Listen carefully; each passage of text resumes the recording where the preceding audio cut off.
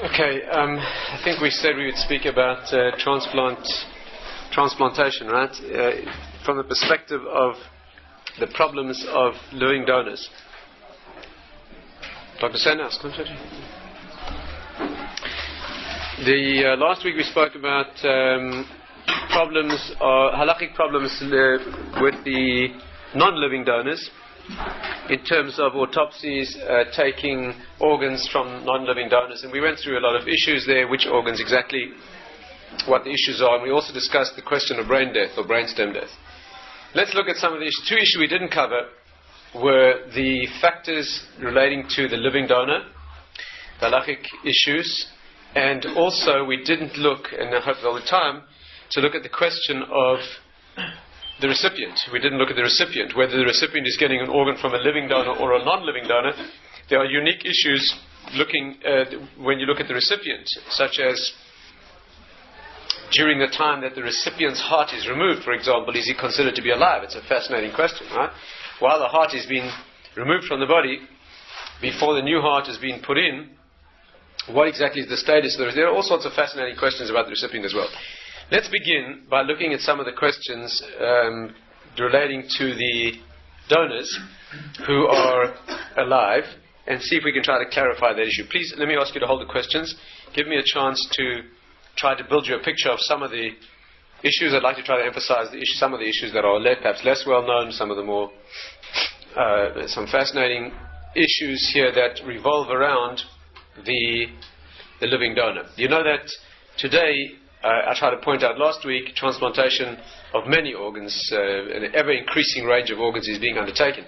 In terms of living donors, organs that are often used are classically kidneys. Kidney transplantation today, living donor kidney transplant is a very widespread modality with excellent 5-year survival rates. Today, heart transplantation, as you know, although it gives unique halachic problems, and there we're talking about non-living donors. But in terms of the unique situation of living donors, you have things like kidneys, you have livers, or rather a lobe of a liver. I was at Mount Sinai Hospital in New York a few months ago, actually giving a presentation on some of this material, and they had just a couple of weeks before that a very unfortunate episode where a man in his 50s had given a lobe of his liver to his brother. Actually, the recipient was a doctor, and his brother had given him, a couple of years difference in age, his brother had given him a lobe of a liver, and he died of overwhelming infection just a few days after the transplant. The donor died, and there was a tremendous, it was very going through a lot of soul searching about the program at the time. Very unfortunate event. Normally the risk to the donor is small, very small. It's a significant risk, but it's a small risk. Other organs are also given by living donors. Obviously everyone's aware of blood transfusion, and everyone's aware of marrow that's donated, but there are others as well. Until not long ago, there was a very active lung transplant program from living donors.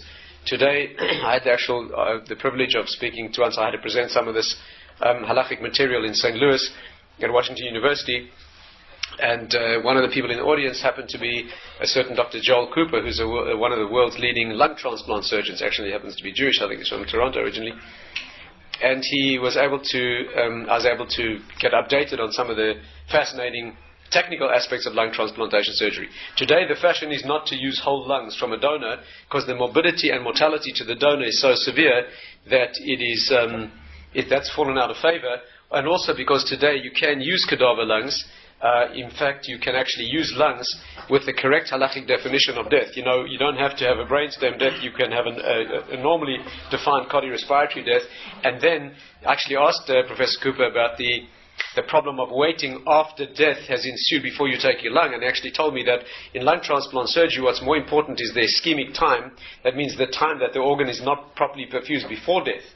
After death is, relatively speaking, they can afford to wait a certain amount of time, and therefore lungs can be used. Today, the lung transplantation program using living donors today do use lobes of lungs, but to take a whole lung from somebody and leave them with one side of the chest without a lung entirely, the trauma is great, and that probably reaches into a halachic category of risk that is severe enough that would have different halachic ramifications. I'll try to explain that. So these are some of the issues. Now, how do we approach the question? Let's take an example Let's take as an example the person who's considering giving a kidney, let's say to save a life, someone in their family perhaps. What are the considerations that are due? Incidentally, you know they no longer only accept living-related donors. You know that one of the criteria in donation is that there should be as good as possible an antigenic match. That means that often, obviously, you will get a better antigenic match from from siblings and closely related people. Usually the people who want to give a kidney are people in the family, right? It's classically, let's say, a child who is in kidney failure. It's a mother who will classically or typically give a kidney. In husband-wife situations, sometimes, of course, you get the kind of relationship where the spouse will be very willing to give a kidney. Sometimes, in fact, the spouse has been the cause of the problem. You know, they're the reason the person got the high blood pressure in the first place, and not about to give a kidney. But it often is. There was a case, I remember a case in Israel, actually, a very interesting case, where a person was a 70-year-old woman was in kidney failure, and her 40-year-old son wanted to give a kidney. Now, giving a kidney is permitted halachically, and I'll try and explain the parameters. But this was an unusual case. The mother was in kidney failure and she was 70. The son was 40, young and healthy, wanted to give his kidney. The mother did not want the kidney, but he wanted to insist on his mother getting his kidney to save her life. He went to Rav Shach, and Rav Shach told him not to give his kidney. They asked Rav Shach, why not? And he said, it's not normal. It's not normal. It's not normal. It's very broad shoulders to say that sort of thing, but often it is a living related donor. Now, the problem with that, of course, is there's often a shortage of donors available. Many steps have been taken to increase the supply of donors. One of the things that's commonly done today, and a lot of research, you'll see papers published on this all the time, is using unrelated donors, where the figures are very good today. There may be 10% less 5-year survival than related donors or perfectly matched HLA types, but the results are still very good. A new technique that's just become popular in America, actually there's a report on this in the New England Journal a few weeks ago, is a swapped matched transplants. You know what they do? They find two people who would like to give a kidney to each other but do not match. For example, let's say there's a family in which a child needs a kidney and the parent is willing to give the kidney but unfortunately does not match. What do? They look for another pair somewhere else in the country of siblings or parent and child, where they also would like to give a kidney from one to the other, also do not match, but cross-match. That means, you understand? There's big A, little a, right? Mother A and her little son A. There's big mother B and little B, okay? Big A doesn't match little a, and big B doesn't match little b. But big A matches little b, and big B matches little a. And in a country like America, you can find that sort of combination. So what they do is they'll take big A's kidney for little b, on condition that big B promises his kidney for little a. You get it? Or vice versa, whatever, you know what I mean. My maths isn't that good. Anyway, the point is that, and the way they do it is, they do it under a promissory system where the commitment is ensured by the fact that they insist on both donor operations taking place at the same time, so that the second pair cannot back out. In other words, they'll travel to the center where the required center. They'll remove the kidney from the one, and that kidney will be transported to the center of the recipient of the other pair, and they'll insist that they won't start the operation until the other team are ready as well, so that no one can then back out after their child has been given the kidney from another donor and then opt out. Right? So they're both done at the same time. That is expanding the pool of donors by finding people who are better related antigenically, although they may not be in the same families. That's one of the techniques that's been used. What are the halachic issues? So it's like this. First of all, is it permitted? Let's take the first issue. Is it permitted to give a kidney in the first place? Somebody wants to give a kidney to a sibling or somebody in the family or whoever it is while they're alive. Are you allowed to give a kidney? The first consideration here, you really can separate this into two things. One is it permitted, or in fact perhaps is it obliged, to give a limb to save a life? An organ, a limb, a faculty. In this case you're talking about a kidney, an organ of the body. Is it obliged to give a limb to save a life, right? Secondly, is it permitted to endanger oneself to save a life? There are two issues when you give a kidney. There's the loss of the organ. That's an issue in its own right. And then there's the danger to the one who's giving the organ, right? They're two separable issues here. There is in the halachic responsa a case of a man who, the question of giving a hand to save a life, right? Giving a hand and I'm not going to go now, we'll separate the issues of giving the organ and the danger. That was a case of a Jew who lived in Turkey who was accused of stealing by the Sultan and sentenced, in a Muslim country, the sentence for stealing is top of the hand. So he was sentenced to have his hand cut off, and he managed to escape. He fled to Egypt, but the Sultan in Turkey captured another Jew, imprisoned him, and sent a message to the Jew in Egypt saying, if you refuse to come home, I'll kill him. If you come home, I'll release him and cut your hand off. And this Jew wanted to know what was his obligation. Was he obliged to return to Turkey and lose his hand to save another Jew's life? Or would he be permitted to remain in Egypt passively, do nothing, another Jew would die? He went to ask the Radbaz, Rabbi Dr. Ben Zimri, one of the great halachic authorities in the world, and in fact we know this because it's in one of his famous responsa, and he has a wonderful, very, very fascinating ruling, going through very interesting halachic reasoning. He actually uses novel, very interesting and novel reasoning. I'm not going to go into it now, but he comes to the conclusion that if the man would go and sacrifice his hand, go home and sacrifice his hand in order to save a life, it would be an incredible act of chesed, a tremendous mitzvah, but not obligatory. Okay? He'd be allowed to, but not be obliged. Now, involved in this is also the question not only of living without an organ, because you've donated it, but also the danger. Right?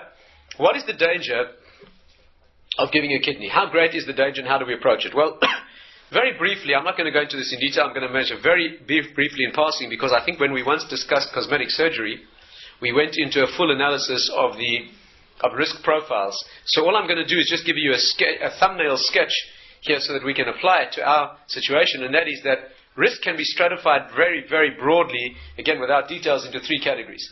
Negligible type of risk is the risk that people every day accept. What a society accepts as normal every day has a certain halachic category, I'm not going to now go into the parameters, that enable you to do such things without due concern to the risk. Okay? Then there's the high risk category, which you're not allowed to do, not even to save a life. Actually, that itself is an argument in the Talmud, whether you can undertake a high-risk situation to certainly save a life that would certainly die otherwise. We have an argument here between the Talmud Yerushalmi and Babli, the Jerusalem Babylonian Talmuds. We rule, according to the Babylonian, that you may not undertake a very high risk to save a life. The Jerusalem Talmud says you're obliged to undertake a risk to save a life. We rule, generally speaking, that you should not undertake a very high risk in order to save a life. So, very briefly, you have the negligible risk, you're obliged to do that. Medically, probably an example of that here would be giving blood. You cannot refuse to give blood on the grounds that, on any grounds, it's uncomfortable, it's, to save a life, you definitely would be transgressing the mitzvah of standing idly by while someone is dying, and you'd have to give blood. Marrow is a bit more complex, because giving bone marrow, among other things, a general anesthetic. Quite a lot of marrow is taken. And general anesthesia poses a different kind of a risk profile. Do you know what the risk is of general anesthesia? The risk of general anesthetic is about 1 in 20 or 30 or 40,000. Just hold the question if you don't mind. I'll stop for questions after this. The risk of dying of an elective, cold, planned general anesthetic is about in the best hands, about 1 in 40,000, or perhaps even a little bit less than that. That is a very low risk, but it's certainly a significant risk. No sensible doctor sends a person for general anesthetic if they can get away without it, generally, and therefore, that's an issue. So marrow is a bit more complex. But in terms of the risk of a kidney, the third category of risk is the middle category. What's negligible risk you have to undertake to save a life? What's high risk you are not obliged to, and probably according to general ruling you should not. The middle range risk is the kind of thing where it's risky enough that you don't have to, but safe enough that you may. Okay? You see, the general category of that sort of risk is you can undertake things that are more than negligibly risky if there's a good reason. The classic good reason is earning a living. You can do things that have got a measurable risk more than normal to earn a living, provided they're not high risk. So in other words, the middle risk category is a thing that under certain circumstances you can do. Now, to save a life is certainly considered a good reason. And therefore, giving a kidney, what is the risk of giving a kidney? It's very hard to quantify. Giving the risk of a kidney is a question of surgical accident, of post-surgical infection, of the lifetime actuarial risk of what it is to live with only one kidney. If the person many years later, gets injured in the remaining kidney, there's a lot of issues here. It's very hard to come up with a lifetime figure, sort of actuarial type figure, but everybody agrees that is a very low risk. Okay? The danger that somebody will die because they once gave a kidney to somebody else is very, very low. What percentage? Very hard to say, but everyone agrees that it's low. But it's certainly not negligible.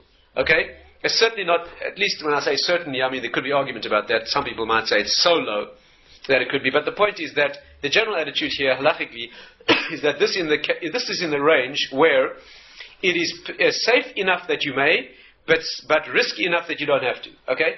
And therefore the status of giving a kidney today, halachically, is that it's perfectly acceptable, but you cannot coerce in any way a person to give a kidney. Now, that immediately opens one of the most difficult areas in kidney donation. And that is, and I'm sure you can see what it is. If giving a kidney is permissible but not obligatory, you face the enormously difficult psychological problem, okay, of the donor having to give permission in circumstances where, for example, they may not wish to. There's two issues. One is they have to go through an agonizing process of decision of having to give a kidney, torn between the options of wanting to save a life of someone in their family and yet being afraid of the risk of giving a kidney. That's the first issue. The second issue, and much more difficult issue, is what happens when the person would rather not give the kidney, but the family pressurized them?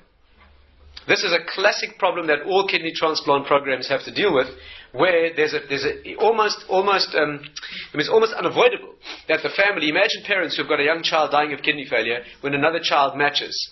It's almost unavoidable that the parents will put pressure on the child who could give a kidney, knowing that the risk is very small and knowing that the other child will die anyway. What's the halachic attitude towards trying to push someone to do something how do you approach it? I'll give you an example. In Israel, not that long ago, there was a family. I actually heard this from the rabbi involved, one of the leading authorities in this particular area, happens to be Rabbi Zilberstein, is Rabbi Dr.'s son-in-law. He dealt with a family where there was a boy, I think he was 4 years old when the story began, who was in kidney failure. They transplanted a kidney, if I'm not mistaken, from a sibling, and it was rejected. They transplanted a second kidney from his mother, it was rejected again. They transplanted a third kidney from someone else in the family, and it was rejected. And the surgeons were prepared to try a fourth transplant. Okay, it's an unprecedented thing. They were prepared to try a fourth transplant because the child's risk of demise was so great. Many, many long years of dialysis is not a pleasant option. It's not without risks by any means. And not only unpleasant and difficult, people with that go through metabolic changes, they go through psychiatric changes in long-term dialysis. It's not a simple matter. It has significant morbidity and mortality, and therefore they felt that their only real hope was another transplant. Now the problem was that the person whose kidney they wanted to use was his 18-year-old sister.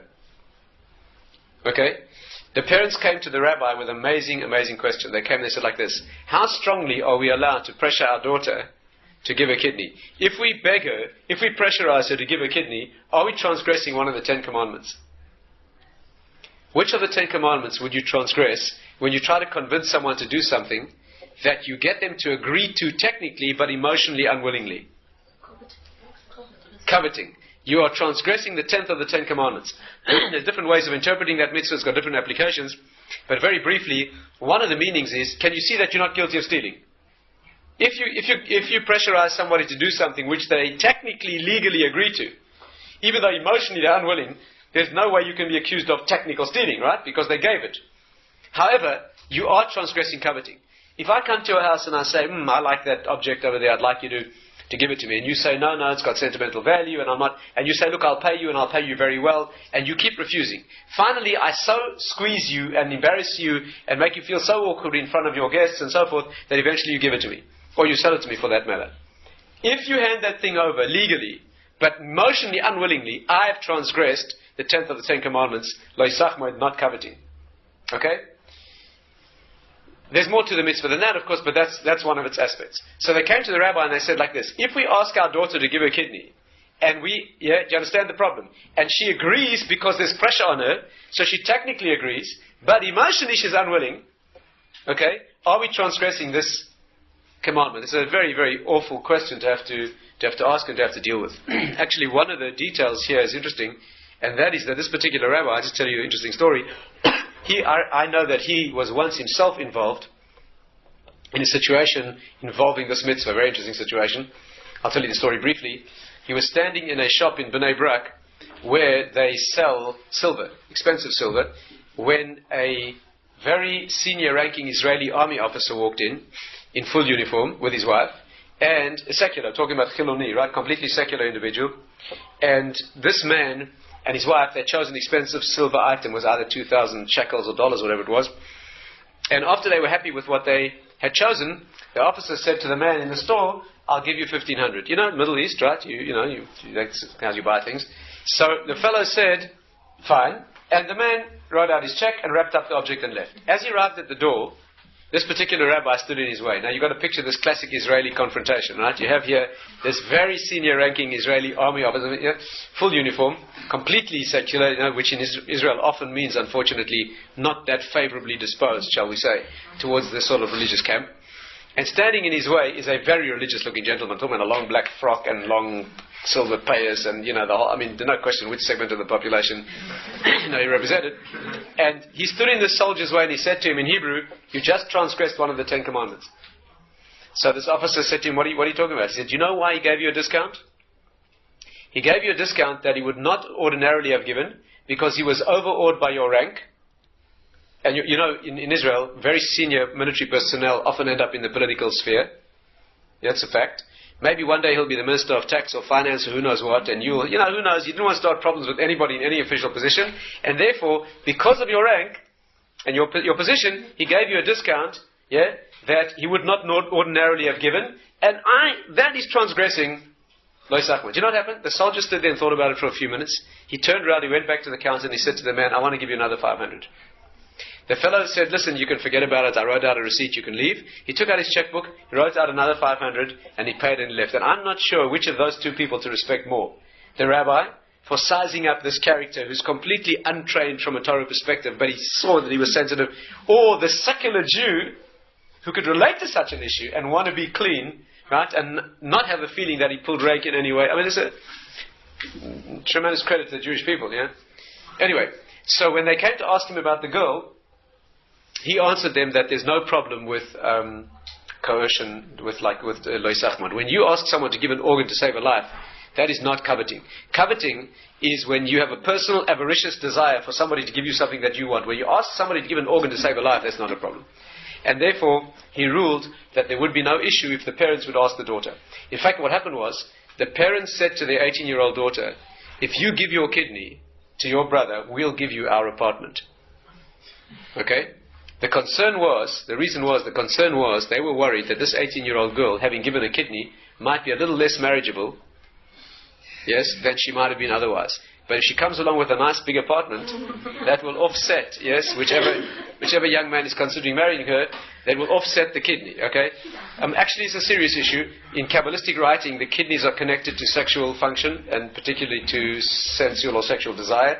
And therefore, this is a direct marital issue. It isn't only at least Kabbalistically, it isn't only a health issue, it's also a direct marital issue. And therefore, that is what the parents said. This raises another issue, which I'm not going to get into now, unless we have time, and that is the question of paying. Here, the parents, in effect, were paying for the kidney, right? They were offering her a consideration, namely the apartment, for giving kidney. Is it permitted in Jewish law, since we're speaking about living donors, can you pay a donor for his organ? Let's just mention it briefly, I won't go into detail. Can you pay for an organ? Well, the answer is this. There's no hardcore prohibition. In other words, there's no specific prohibition in the Torah paying for an organ. It's dangerous, and many ethical authorities throughout the world have ruled that it's to be very seriously discouraged or outlawed, because you can know what it can lead to. In fact, in many third world situations, in poverty-stricken circumstances, people do sell their organs, okay? Unfortunately, even their children sometimes, I don't know if you know about this. But certainly selling organs because they can get a lot of money, and the kind of money certainly means more to them than the organs. That may be very dangerous, but there's no specific hardcore type of prohibition. One halachic authority has spoken about this, and he came to the conclusion that paying for an organ in Jewish law would probably be prohibited if the donor being paid is under 20 years of age. And the reason is that, basically the reason is like this. To give consent for an organ, you need to be bar mitzvah, right? You need to be 13 if you're a boy, 12 if you're a girl. However, certain types of maturity are only gained at age 20. One, for example, is the Talmud says that children's hearts are close to money. Children, have an unbalanced sense of what money means. Some of us, have trouble outgrowing that. But that is what it is, and therefore you have to be 20 to be mature enough to be considered to make an objective judgment. When you're 14 and someone offers you £20,000 for your kidney, £20,000 is a lot of chewing gum or cocaine or whatever they buy these days. I don't know what they buy these days when they're 14, but whatever it is, £10,000 is 20,000, a lot of it, and therefore that would be considered perhaps unduly coercive. However, halachically, if a person's 13 and there's no consideration being given, then you would be allowed to a mature 13-year-old, who understands exactly what's going, etc., then you would be allowed to accept their organ. What happens when you want an organ from a younger child is a fascinating issue. I'll come back to that. I just don't want to break the theme. So allow me to come back to that. Remind me if I don't. Let's go back to our main theme of the question of risk. So if the category of risk is moderate, which means that the person you get this problem of coercion. Halachically, we're not talking about lo yisachmoid, and therefore you are faced with the situation of having someone whose kidney perhaps matches, they may not wish to, and there's pressure from the family. How do you handle that situation? Well, one of the things that's done is a solution was devised by a certain rabbi, as it happens in the eastern United States, and that suggestion is now used in kidney transplant programs. In fact, I was in Colombia, where they told me that they actually use this option. And what they do is they call in the members of the family and interview them. When they interview the member of the family whose kidney matches, in complete privacy with no one else present, the surgical team says to the person who's a potential donor, your kidney matches. If you agree, we'll use your kidney. If you refuse, we'll publish falsely that your kidney did not match. We will lie and we'll put in the record that you were not available as a match, which means that no one in your family will ever know that you could have. You will have to deal with the problem. That we can't take off you. You will have to have your sleepless nights going through this decision-making process about whether you wish to give up your kidney. But at least we'll take the heat off you, of your family pressurizing you, and complicating the situation that way. This raises the question of whether you're allowed to lie for this type of a benefit, and it's possible that there's room for this.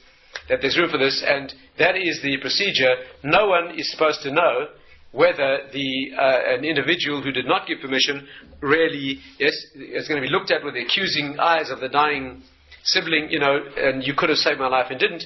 That is what will be taken off of the individual. That is one option that is used. But this is a serious issue. The delicate situation requires sensitive counseling of the individual and the family, so that you can facilitate this process. There's also the question, let's come back briefly to the question of age. When a person's underage and you want a kidney, let's say you have a person in a family and there's a sibling who is underage and you could use their kidney to save a life. The problem is underage you cannot give consent, right? In Jewish law, certainly under bar mitzvah. And in secular law, there's a legal age. Whatever it is, what age in this country for that sort of thing? Any idea? Age for giving consent for things like an organ to be given? 16, something like that. Different countries, different states have their own laws. What happens if the person is beneath that age? Well, there was a case in America, this must be already more than 10 years ago, where a 4-year-old boy was in kidney failure and his 11-year-old sister matched. Now the problem is that in the United States, 11 years old, in all states, as far as I'm aware, is too young for a person to give meaningful consent. Now, if a person cannot give consent, no one else can give consent for them. Parents can only give consent for something for a child, for the child's benefit, but they can't give consent for a child's harm for someone else's benefit. There's no law like that, right? In South Africa, and I'm sure it's the same here, a hospital superintendent can sign an emergency permission for surgery or things like that, but only where the patient needs the surgery. That means if someone's unconscious and you can't contact a family. So there's a magistrate or even a hospital superintendent can sign permission for an emergency operation, but that's because the patient needs the operation. But nobody's empowered to sign consent for somebody to have a dangerous procedure for someone else's benefit. That only the individual themselves can decide. And if they're not of legal age, you cannot do this. This case came to court in the United States, and as you would imagine, the court ruled that the surgeons could not, in fact, take the kidney. It was then heard on appeal. The case went to appeal. The surgeons brought expert psychiatric testimony to testify that if the girl didn't give her kidney, the psychiatric trauma she was likely to suffer later, growing up and knowing that her brother had died because she hadn't given her kidney and she could have, would be a greater risk to her than the risk of giving a kidney. And on the basis of that calculation, the court authorized giving the kidney. Jewish law, I'm sure, I don't know of a case like that had been ever tested, but I don't think that would hold in a Jewish court, First of all, I doubt the psychiatric. I mean, it sounds far-fetched to me that how much psychiatric trauma will there be when somebody knows that they didn't do something that in fact they wouldn't really given the option to? I don't know. But anyway, that's a case on record. Another fascinating version of that type of case is a case that occurred in a Jewish situation. And again, I'm not sure how it was resolved, but I'll tell you the case. It was also heard legally. The case was as follows. It was a case of a mentally abnormal adult, okay, who was cared for very lovingly by a younger individual. By all accounts, all professional assessments agreed that he was only kept alive only by the attention of this young caregiver, because he was in need of extreme care, and the fear was that if he wasn't cared for, he'd hurt himself, he might get pressure, so whatever he'd get, and therefore he depended for his life on this young caregiver. Well, you can imagine what happened. The young caregiver went into kidney failure and needed a kidney transplant, and it turned out that the mentally abnormal person that he took care of matched perfectly. Now, they couldn't get consent from him to give his kidney to give the younger person because he was mentally incompetent.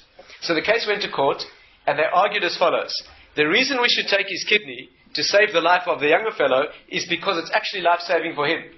Because by giving the kidney to the caregiver and keeping him alive, he will keep him alive. Okay, that's a fascinating argument. What actually happened, I don't know. And what the Jewish resolution of that will be, I also don't know. But anyway, the point is these cases have to be decided on a one-time basis. And these are some of the considerations when it comes to giving an organ. So we've covered the issue of risk, which organs are beyond the pale, let's say, of risk where you probably should not give an organ. Organs like kidneys where you certainly can. Lobes of livers probably, that sort of thing, certainly can. That raises again this whole problem of choice, which we've discussed, and various other issues. Let me see if there are any questions on these immediate issues, and if there are, I'll deal with them, and then I'd like to say a few words about the recipient. Yeah, please. I just noticed that blood donors thing are now saying that they can do bone marrow through apheresis rather than necessarily. Okay, fine. Yep. Would that make it? Apheresis. Sure, yeah.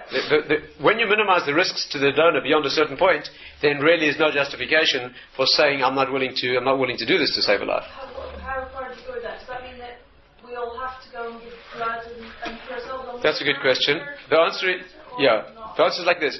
The Jewish obligation to save a life, okay, is when there's a specific life that needs saving.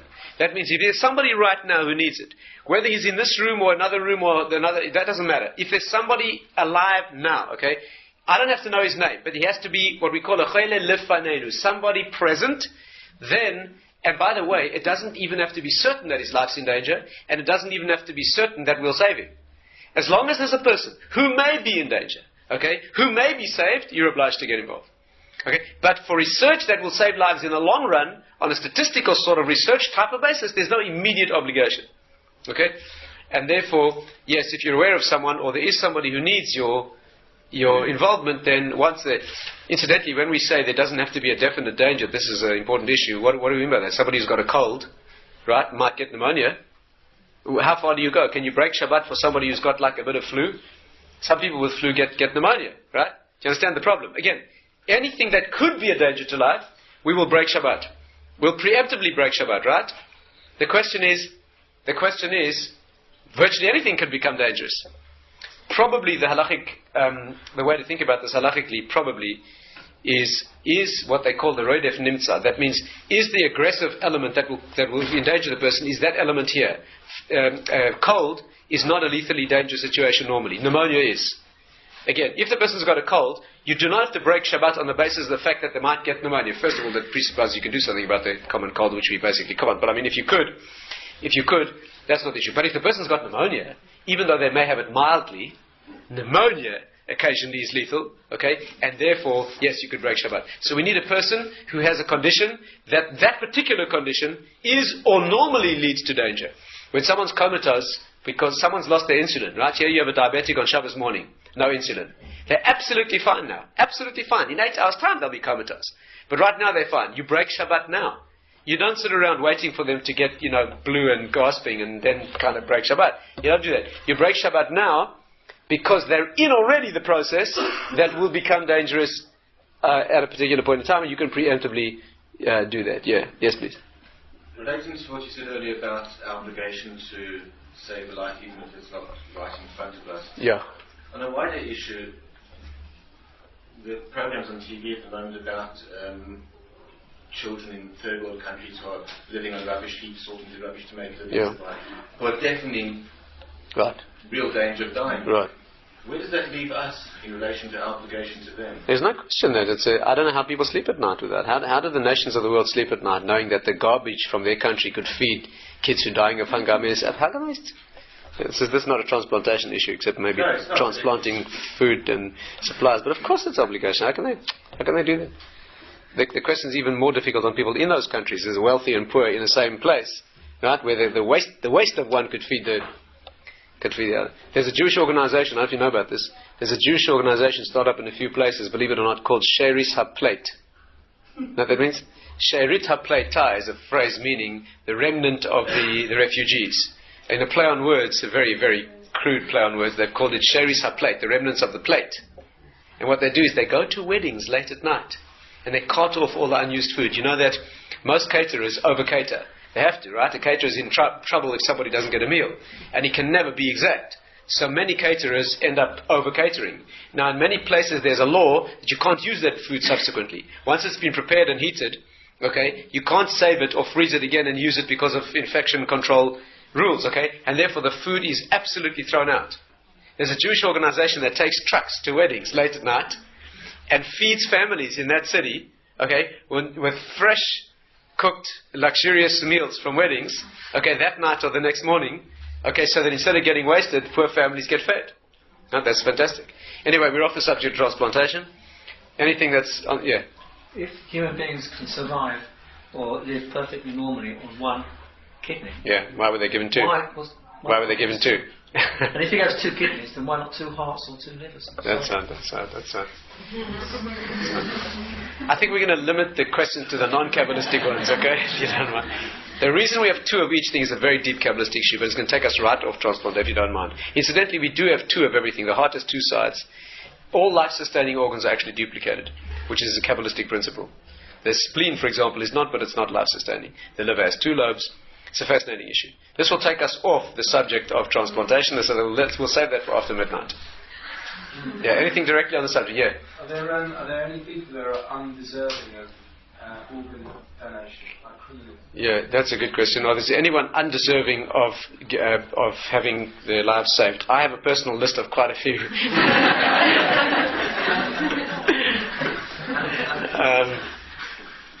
And there's others whom I wouldn't accept an organ from them, either. Yeah, there could be a situation like that. There could be, yeah. We don't normally make a judgment on the basis of whether a person's a criminal or not. In Jewish law, when a person's already sentenced to death, just before execution, that might be different because he might already be considered halachically dead. There are issues like that. Or a person who's liable to be killed. For example, he's killed someone and he's now exposed. For example, outside a city of refuge, when he killed someone accidentally, he's liable to be killed, and some even hold it's a mitzvah to kill him, from the avenger of the family. Okay, we don't have that situation today. There are situations where a person has a different life status here, but that wouldn't apply in practice to the transplant situations we see. I'll tell you where it would apply, is in privatization. Who gets the kidney first when you've only got one, and there's two people who need it, okay? One is less likely to benefit, for example, is alcoholic and is the kind of person who's less likely. In South Africa, unfortunately, in the transplant programs, very often people from so-called primitive rural environments are put lower on transplant protocol triage programs, not because they're less deserving, but they're less likely to benefit because they live far away in a country area and they're less sophisticated medically, do you understand? The chances that they'll do all the sophisticated follow-up that's needed and maintain their immunosuppressive therapy and so on. And therefore, one of the practical realities is trying to give the transplant to the person who's most likely to actually use it. This raises a lot of emotional issues when you give a kidney to a person, liver, to a person who's got alcoholic liver damage, and especially when he carries on drinking after. There are a lot of issues over here. Yeah, let me say a brief word, if I may, about the recipient, very briefly, and we'll stop with that. The recipient of an organ has his or her own unique factors. Probably the most dramatic of these is when you talk about a heart. You know that our ruling basically at present, the majority of our authorities hold that giving the heart is problematic. Taking the heart from the donor is problematic, and we discussed that last week, the reason being that you need to define death as brainstem death in order to take the heart, and that is not a simple matter halachically. But other organs are less problematic. However, when you're talking about taking a heart, although we rule that the heart should not be taken, we do not rule that it shouldn't be received. Do you hear the problem? Do you hear the issue? In other words, if somebody is available, they need a heart transplant, right? And we can find a heart that has been taken, we will rule that they should not take the heart. But if it is taken, even though it may be improperly taken, we won't reject it. Or perhaps not the right word. We won't refuse to accept the heart when it is available. That's because we don't have in Jewish law what's known in secular law as an exclusionary principle. Exclusionary principle means when a process began wrongly, then, I'm phrasing it very, very sort of broadly, when something is wrongly begun, then you shouldn't, I can express it better by an example. Should benefit be had from Nazi experimentation? Once that's already been done, should you use the information in any way? An exclusionary principle would say, taken to its extreme, since it was ill-gotten in the first place, you're not allowed to use it further. If you take a heart, which is forbidden, now the exclusionary principle would say, since you took it improperly, you shouldn't benefit from it later. We do not have an automatic exclusionary principle in Jewish law. Is that clear? That means if somebody excised a heart improperly, they did it wrong, they didn't know. In this country, for example, a heart was harvested. Here's a recipient waiting. They run into the operating theatre with a heart and they say, here it is. I don't have to say, I'm sorry, we're not going to take that heart because you shouldn't have taken it. If it's here now, we use it. Of course, there's a much broader issue. It may well be fitting to outlaw that on certain occasions to stop people taking things improperly.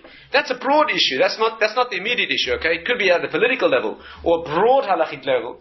Our leaders, halachic leaders, or the ones involved in these areas might rule that we should perhaps not do that in order not to... And you have principles like that. That's not an exclusionary principle. That's a prevention of further damage. The classic application in Jewish law is when people are captured by terrorists and they are ransoming back those captives to the community. There's a general law in Judaism that you cannot ransom them back for an exorbitant amount.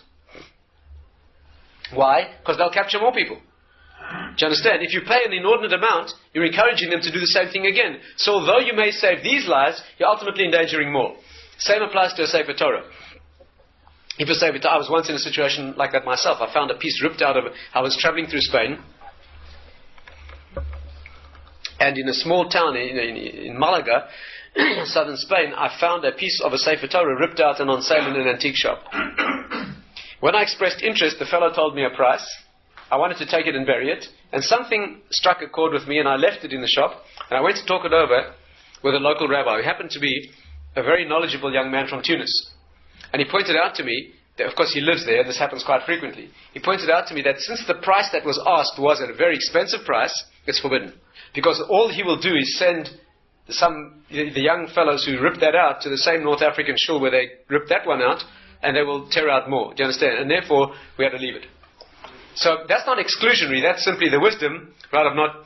This, by the way, applies to a community, it doesn't apply to an individual. If your wife happens to be captured, then you're allowed to ransom. You're allowed to, I didn't say you're obliged to, but you're allowed to ransom her back. Actually, the truth is I'm misleading you. The Gemara says that a man has to ransom his wife back. In fact, he's liable for her ransom money, virtually under all circumstances, her husband. Right? It's one of the things he takes on. In fact, the Gemara says one of the reasons that if a woman works, the salary goes to her husband. You know, in Jewish law, the default position, if a woman works, her husband gets to use the salary. One of the reasons for that is since, on the other hand, since the counterposed issue is that he has to support her with an allowance to a certain extent, and by the way, the allowance is always on her terms, not his. Do you know that? The Gemara says if a man is wealthy, he has to give his wife at his level of wealth. If he becomes wealthier, he has to give her more. If he becomes poorer, he may not give her less. The expression in the Gemara, which is learned from the Torah, is she goes up with him but not down with him. And one of the things he has to do is he has to ransom her when she's captured. So on a personal basis, there's a different issue. But on a communal basis, that has got nothing to do with exclusion. That is because it may be unwise. Exclusionary means if they took the heart improperly, I should not use it now. We do not have an absolute ruling like that. So let's say a heart is about to be implanted. Let's ignore the fact that it was taken, how it was taken. and now I wish to use the heart. They're going to open the recipient's chest, take out his heart, come along with the donor heart, and replace the recipient's heart. There'll be time during which the recipient will no longer have a heart. He will have an artificially maintained circulation, but he won't have a heart. This is also the case when an implantable pump, there's a very great hope. In New England Journal, actually, a few weeks ago, was a review of the status of fully implantable heart pump devices, which are now very close to a reality, okay, at least for adults. And the hope is that soon there will be a fully implantable self-contained unit that you can put in someone's chest, which will not require, of course, immunosuppression, a mechanical device. When you are taking out the heart, the native heart, and about to put the machine in, you have a similar situation. For that matter, during open heart surgery, valvular surgery, various other type of surgical techniques, most of coronary bypass surgery today is done with the heart stopped. They stop the heart, and then while the heart is stopped and usually cooled, they will operate on the coronary arteries and then restart, or hope they will, restart the heart again afterwards. During all these situations, if you think about it for a moment, there's another technique of doing coronary artery surgery where you can actually operate on a beating heart. You need a quick pair of hands and a special machine called an octopus, which actually stabilizes part of the heart surface. A very clever technique. Actually, a surgeon here in London to do it. But in the situation where the heart is stopped, or more dramatically removed from the body, the question arises, what is the state of the recipient? What's the state of a person for the moments during which his heart is not in his body?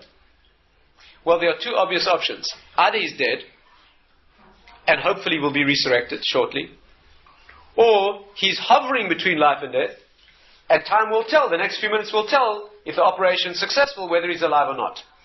Can you see the complications of taking the former view?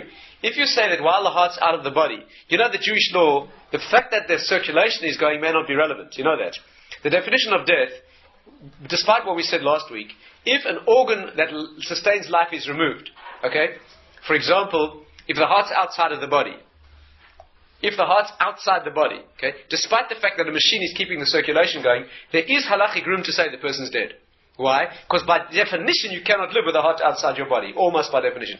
This comes down to a fascinating argument, I just don't have time now to go into the details, which is a famous argument between Rabbi Yonasan Eibeshitz and the Chacham Tzvi. What happened was a lady opened a chicken and could not find a heart. There was a case, a woman. She was preparing a chicken, she couldn't find a heart. She went to a rabbi to ask him, is the chicken kosher? Didn't have a heart. A full-grown chicken without a heart. So it became a famous argument between these two great halachic authorities. One ruled the chicken's perfectly kosher. Why? Because it must have had a heart and it disappeared. The cat must have taken it while you were busy preparing the chicken. You didn't see it and it was removed. The fact that you didn't see it is irrelevant. The chicken could not have lived without a heart. The fact that you did not find it is definitely a mistake. The life of the chicken proves that it had a heart. The other authority said absolutely not. If the lady was careful and she didn't see a heart, there's no proof. Maybe it lived some other way. Maybe it had some muscular tissue, an abnormal type of a heart somewhere that maintained circulation. I don't know what happened, and this became a very, very monumental and famous debate. And some of the issues that come out of it are very interesting. Yeah, because one of the issues here is, if it did not have a heart, then it couldn't have lived. You see, based on that concept, we could say that if the person, the donor, the recipient, has his heart out of his chest now, so then if you use that definition, he's not alive. He will be resuscitated, he'll be revived, we'll be witnessing resurrection of the dead in 5 minutes' time, but right now he's dead. The consequences are enormous. Let me share with you some of the consequences. One, if he's dead, is there a mitzvah to resuscitate someone? There's no categorical mitzvah to resuscitate the dead. If he's alive, but in danger of dying, you better save his life, because there's a very big mitzvah of saving the life of somebody who's dying, and certainly not letting him die. Number two, if he's dead and you wish to resurrect him, if you're a Kohen, nothing doing. Sorry, get out of there. Because you're in the room with a dead body, and if you're a Kohen, forget about resurrection of the dead, leave. But if he's a dying person, or hovering in the balance, and you're a Kohen, you better stay and save his life. First of all, there's no problem staying because he's alive. Do you understand the problem? Thirdly, if you rule that when the heart's out the body, he dies, and then 5 minutes later he's being brought back to being resurrected, what happens to his marital status? Let's say this man's married. What is his marital status during the 5 minutes that the heart's out of his chest and he's dead? Okay? First of all, his wife just became a widow. Let's assume, for example, the lady chooses that moment to conduct an extramarital affair. She's having some extramarital intimate affair during those moments. It's made a little insensitive of her, but the point is that the realistic halachic question that arises is that an adulterous relationship or not? If the man's dead, she's a married widow, I'd say. She's not committing adultery. That would mean that there would be no death sentence on the lady or the man involved. If what? She's dead. She's a widow. She's a widow. 2 minutes ago she became a widow. Okay. If, however, you say that the man's alive, and hopefully then that's adultery. Okay. Furthermore, even if the lady's not doing something strange, she's just sitting there worrying about her husband, he needs to remarry her afterwards. If you rule that he died and she's a widow, okay, what's the status of living with a woman who was your own widow? She might have to remarry her 5 minutes later. Whereas, if you rule that he's alive, then that's not the case. What about inheritance? If he's dead for 5 minutes, he just wakes up penniless, right? Because in the moment that he died, everybody inherited, his will goes into effect, or if there's no will, Jewish halacha takes over, he's a penniless, you got to beg from his kids, for a cup of coffee, because whereas if you say, you see all the consequences. These are real issues. The consensus seems to be that we rule that even a person without a heart in his body, or a person on cardiopulmonary bypass, we basically effectively rule. I'm not saying there's no room for discussion here, but the basic approach seems to be that the person is since he can be brought back, not yet defined as dead. Okay, even though he may have some very striking criteria of death, nevertheless, this also in a certain way applies to resuscitation. When someone dies and their heart stops, the general attitude is, can you see the same thing arises? Here's a person, they're walking around in the hospital, and suddenly they drop, their heart has stopped, and you rush over to start resuscitating them. During the moments that you begin the resuscitation effort, they may have all the criteria of death. If you manage to bring them back 5 minutes later or 10 minutes later, what were they during the 5 minutes when there was no heartbeat at all? And you have the same problem that arises. The general consensus has been, we don't define death as cessation of cardiorespiratory function. We define it as irreversible cessation. Which means that even though the heart might not be beating for 2 or 3 minutes, if it could be reversed, then we say they're not yet dead. This could be also connected to one of the reasons that the Chevra Kedisha do not touch a person after death for at least some minutes. In most communities, 15, 20 minutes, half an hour. Absolute minimum would be 5 minutes.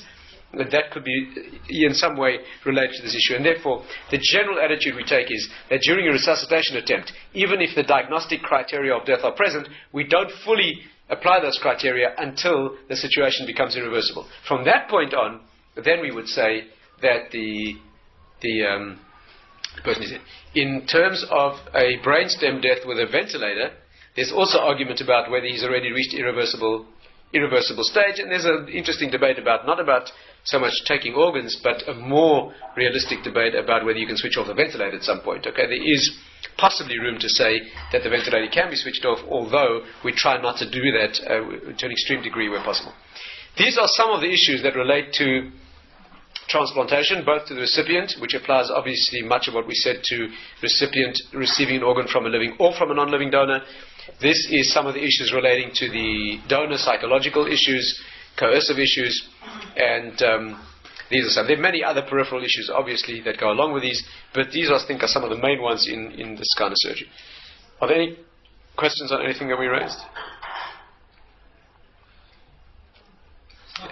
Yeah. We discussed last week the problem of brain stem death as opposed to cardiac or cardiorespiratory, so I'm not going to go over that again. Any other? Right, okay, so this brings us to a close of this part of the series. There were one or two other medical ethical things that we sort of referred to and touched on, so perhaps next week I'll put those together, but meantime, we'll stop here.